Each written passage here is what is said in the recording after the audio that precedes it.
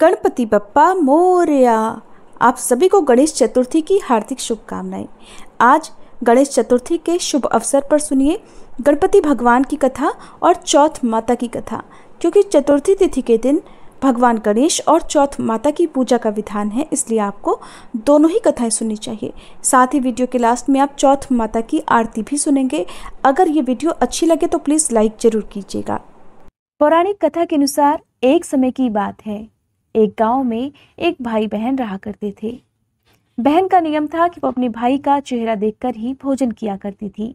उसका रोज का यही नियम था, जब तक वो अपने भाई का चेहरा ना देखे तब तक वो भोजन नहीं करती थी। इस तरह समय बीतता रहा और उस लड़की का विवाह हो गया। अब भी वो हर रोज सुबह उठकर जल्दी जल्दी अपने घर का काम समाप्त करके अपने भाई का मुंह देखने के लिए उसके घर जाया करती थी। एक दिन रास्ते में जब वो जा रही थी तो पीपल के पेड़ के नीचे उसने गणेश भगवान की एक मूर्ति देखी। तब उसने गणेश भगवान की मूर्ति के सामने हाथ जोड़कर कहा, हे गणपति महाराज, मेरे जैसा अमर सुहाग और मेरे जैसा अमर पीहर सबको दीजिएगा। ऐसा कहकर वो आगे बढ़ गई। जंगल की झाड़ियों के कांटे उसके पैरों में चुभा करते थे। अब उसका हर रोज का नियम था कि वो पीपल के पेड़ के नीचे स्थापित मूर्ति के आगे हाथ जोड़कर ही आगे बढ़ा करती थी। रास्ते में झाड़ियों के कांटे उसके पैर में चुभते थे तो उसके पांव से खून निकलने लगता था। एक दिन जब वो अपने भाई के घर पहुंची तो भाई का मुंह देखकर बैठ गई। तब उसकी भाभी ने उससे पूछा, तुम्हारे पैरों में क्या हो गया है? ये सुनकर उसने भाभी को जवाब दिया कि भाभी, रास्ते में जंगल की झाड़ियों के गिरे हुए कांटे मेरे पांव में चुभ गए हैं। उसकी भाभी ने जब ये बात भाई को बताई तो भाई ने अगले दिन कुल्हाड़ी लेकर रास्ते की सभी झाड़ियों को साफ कर दिया और इस तरह से कांटे भी साफ हो गए। भाई ने कांटों के साथ साथ पीपल के पेड़ के नीचे रखी मूर्ति को भी वहां से हटा दिया था, जिसकी वजह से गणेश भगवान क्रोधित हो गए और इस प्रकार उन्होंने क्रोधित होकर उसके भाई के प्राण हर लिए। उधर लोग जब उसके भाई को अंतिम संस्कार के लिए ले जाने लगे तब उसकी भाभी रोते हुए लोगों से कहने लगी, आप लोग थोड़ी देर रुक जाओ, मेरे पति की बहन आने वाली है और वो अपने भाई का मुंह देखे बिना नहीं रह सकती, उसका यही नियम है। तब लोगों ने कहा, आज तो देख लेगी पर कल कैसे देखेगी? रोज की तरह उधर जब बहन अपने भाई का मुंह देखने के लिए जंगल में निकली तब उसने देखा रास्ते की झाड़ियों और कांटों को हटाकर साफ कर दिया गया है।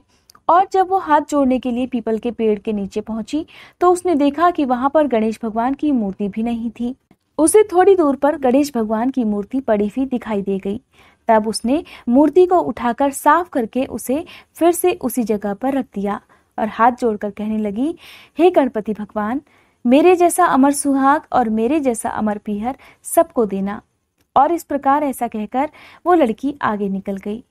तब गणेश भगवान सोचने लगे, अगर इसकी नहीं सुनी तो हमें कौन मानेगा, हमारी पूजा कौन करेगा? तब गणपति भगवान ने उसे आवाज दी, बेटी, इस खेजड़ी की 7 पत्तियां लेकर जा और उसे कच्चे दूध में घोलकर अपने भाई के ऊपर छींटा मार देना, वो उठकर बैठ जाएगा। ये सुनकर जब बहन पीछे मुड़ी तो उसने देखा वहां कोई नहीं था। फिर वो सोचने लगी कि ठीक है, जैसा सुना वैसा ही कर लेती हूँ। और इस तरह वो 7 खेचड़ी की पत्तियां लेकर अपने भाई के घर पहुंची। उसने देखा वहां कई लोग बैठे हुए हैं। भाभी बैठी रो रही थी और उसका भाई उन सब के बीच मूर्छित अवस्था में लेटा हुआ था। तब उसने सुनी हुई आवाज के अनुसार पत्तियों को नियम के तहत भाई के ऊपर इस्तेमाल किया और इस प्रकार पत्तियों के प्रयोग से उसका भाई उठकर बैठ गया। तब भाई बहन से बोला, मुझे बहुत ही गहरी नींद आ गई थी। तब उसकी बहन बोली, ऐसी नींद किसी दुश्मन को भी ना आए। और फिर उसने रास्ते की सारी बात अपने भाई को बता दी। तब से दोनों भाई बहन और लड़की की भाभी भी मिलकर गणेश भगवान की पूजा करने लगे और उनका व्रत भी रखने लगे। हे गणेश भगवान, जैसे आपने उस बहन की विपत्ति दूर की वैसे ही सबकी विपत्ति दूर करना और जो भी इस कथा को सुने उन सब के संकट दूर करना। अब सुनिए चौथ माता की कथा। प्राचीन कथा के अनुसार एक बार एक सेठ सेठानी थे। उनके एक बेटा और बहू भी थे। बहू सबको भोजन कराकर फिर स्वयं भोजन करा करती। उनकी एक पड़ोसन ऐसी भी थी जो रोज बहू से पूछती कि बहू आज क्या बनाया खाया है। बहू कहती ठंडो बासी। एक दिन उसके पति ने ऐसा सुनकर विचार किया कि आज तो पकवान बनाए जाएं, फिर देखें मेरी पत्नी क्या कहती है। उसने तरह तरह के पकवान बनवाए और घर के सभी लोगों ने एक साथ बैठकर भोजन किया। आज भी पड़ोसन ने पूछा तो बहू ने वही कहा, ठंडो बासी। सेठ के लड़के ने सोचा हो ना हो कोई बात जरूर है जिस कारण मेरी पत्नी ऐसा कहती है। फिर उसने अपनी पत्नी से पूछा, तुम रोज ठंडो बासी खाया ऐसा क्यों कहती हो, जबकि हम सब ने तो एक साथ बैठकर कई तरह के पकवान खाए थे। तब उसकी पत्नी बोली, हम सब जो खा रहे हैं वह हमारे बाप दादाओं की कमाई है। जिस दिन आप कमा कर लाओगे उस दिन मैं समझूंगी कि हम ताजा भोजन कर रहे हैं। सेठ के लड़के ने इस बात पर खूब विचार किया। फिर एक दिन अपनी माँ से बोला, माँ मैं एक बड़े शहर में पैसे कमाने जा रहा हूँ। माँ बोली, बेटा हमारे पास तो इतना धन है कि खाए नहीं खाया जाएगा। माँ के मना करने पर भी बेटे ने खुद कमाने का निश्चय कर लिया और जाते समय अपनी पत्नी से बोला कि मैं जब तक कमाकर बहुत सारा धन लेकर वापस न लौट आऊं तुम चूल्हे की आग मत बुझने देना। और फिर एक दिन चूल्हे की आग बुझ गई। तब वह मनी मन घबराने लगी, कहीं मेरे पति पर कोई संकट तो नहीं आ पड़ा। जल्दी से पड़ोस में से आग लाकर चूल्हे में रख दूं, ऐसा सोचकर वह पड़ोस में गई। वहां पड़ोसन चौथ माता का व्रत पूजन कर रही थी। पड़ोसन ने कहा, बहन थोड़ी देर में आकर ले जाना। बहू ने पड़ोसन से पूछा कि आप ये व्रत क्यों करती हो, इससे क्या मिलता है। पड़ोसन बोली, चौथ माता के इस व्रत को करने से अन्न लक्ष्मी मिले और अपनी मनोकामना भी पूरी होती है। अब बहू भी चौथ माता का व्रत करने लगी। दीवार पर चौथ माता बनाई और उस दिन घी गुड़ का चूरमा बनाकर रात को चंद्रमा को अर्घ्य देकर भोजन करती। ऐसा करते करते उसे बहुत दिन बीत गए। उधर चौथ माता ने बहू के पति को सपने में दर्शन दिए कि साहूकार के बेटे तू जाग रहा है कि सो रहा है, तेरी पत्नी तुझे बहुत याद कर रही है, जा घर जा और उसकी चिंता मिटा। तो दुकान खोलकर कंकु केशर का पगलिया बना के बैठ जाना, आज तेरा सारा हिसाब किताब चुकता हो जाएगा। अब तो चौथ माता ने जैसा कहा था वैसा ही हुआ। उसने घर जाने की तैयारी की और गाड़ी भरकर धन दौलत लेकर चल पड़ा। रास्ते में एक बड़ा सा काला नाग फन फैलाए बैठ गया और बोला, आज तो मैं तुझे डसूंगा, छोड़ूंगा नहीं, तेरी उम्र पूरी हो गई है। सेठ का लड़का बोला, आज चौथ माता ने मुझे सपना दिया तो मैं अपनी पत्नी से मिलने घर जा रहा हूँ। वहां मेरी पत्नी मेरा इंतजार कर रही होगी, बहुत चिंता कर रही होगी। मैं उससे मिलकर जरूर वापस आऊंगा, तब तुम मुझे डस लेना। नाग बोला, तुम अगर शपथ लेकर जाओ तो ही मैं तुम्हें जाने दूंगा, अगर तुम लौट कर नहीं आए तो मैं तुम्हारे घर पर आकर ही तुम्हें डस लूंगा। इस प्रकार साहूकार का वह बेटा सांप को वचन देकर अपने घर पहुंच गया। वहां सभी से हंसी खुशी से मिला और भोजन करके फिर एक कोने में उदास होकर बैठ गया। उसकी पत्नी ने उदासी का कारण पूछा तो पति ने काले नाग वाली बात बताते हुए कहा, अगर मैं उसके पास नहीं जाऊंगा तो वो घर आकर ही मुझे डस लेगा। पत्नी बहुत चतुर थी, बोली, आप घबराओ नहीं, लेट जाओ, मैं एक उपाय करती हूँ। पत्नी ने कमरे की 7 पैड़ी धोई। पहली पैड़ी पर रेत, दूसरी पर इत्र, तीसरी पर गुलाल फूल, चौथी पर कंकु केशर, 5वीं पर लड्डू पेड़ा, 6ठी पर गादी गलीचा और 7वीं पैड़ी पर दूध से भरकर कटोरा रख दिया। इस प्रकार वह 7 ही पैड़ी सजाकर बैठ गई। आधी रात होते ही वह नाग आकर पैड़ी चढ़ने लगा। पहली पैड़ी पर रेत में लौट गया और कहने लगा, सेठ की बहू ने आराम तो बहुत दिया, लेकिन क्या करूं, वचन से बंध कर यहाँ आया हूं, इसलिए डसूंगा तो मैं जरूर।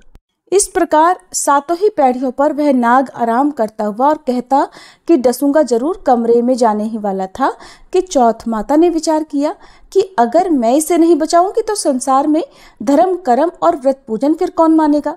अब तो गणेश जी, चंद्रमा जी और चौथ माता ने साहूकार के बेटे को बचाने का विचार किया।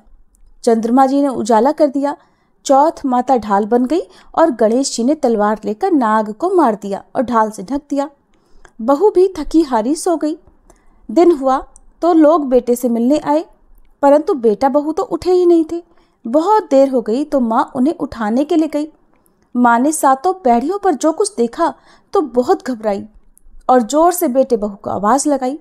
बेटा बहू उठे तो देखा कि एक ढाल तलवार वहां पड़ी है।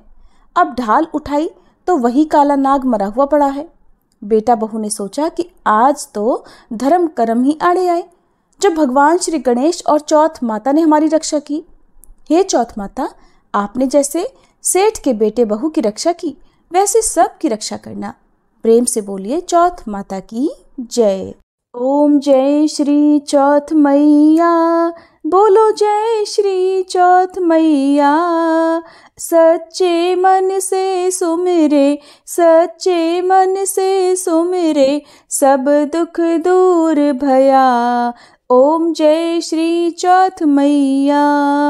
ऊंचे पर्वत मंदिर शोभा अति भारी, मैया शोभा अति भारी। देखत रूप मनोहर, देखत रूप मनोहर, असुरन भयकारी। ओम जय श्री चौथ मैया। महासिंगार सुहावन, ऊपर छतर फिरे, मैया ऊपर छतर फिरे। सिंह की सवारी सोहे, सिंह की सवारी सोहे, कर में खड्ग धरे। ओम जय श्री चौथ मैया। बाजत नौबत द्वारे, अरु मृदंग डमरू, मैया अरु मृदंग डमरू। 64 जोगनी नाचत, 64 जोगनी नाचत, नृत्य करे भैरू। ओम जय श्री चौथ मैया। बड़े बड़े बलशाली तेरा ध्यान धरे, मैया तेरा ध्यान धरे। ऋषि मुनि नर देवा, ऋषि मुनि नर देवा, चरणों में आन पड़े। ओम जय श्री चौथ मैया। चौथ माता की आरती जो कोई सुहागन गावे, मैया जो कोई सुहागन गावे। बढ़त सुहाग की लाली, बढ़त सुहाग की लाली, सुख संपत्ति पावे। ओम जय श्री चौथ मैया। ओम जय श्री चौथ मैया, बोलो जय श्री चौथ मैया। सच्चे मन से सुमिरे, सच्चे मन से सुमिरे, सब दुख दूर भया। ओम जय श्री चौथ मैया।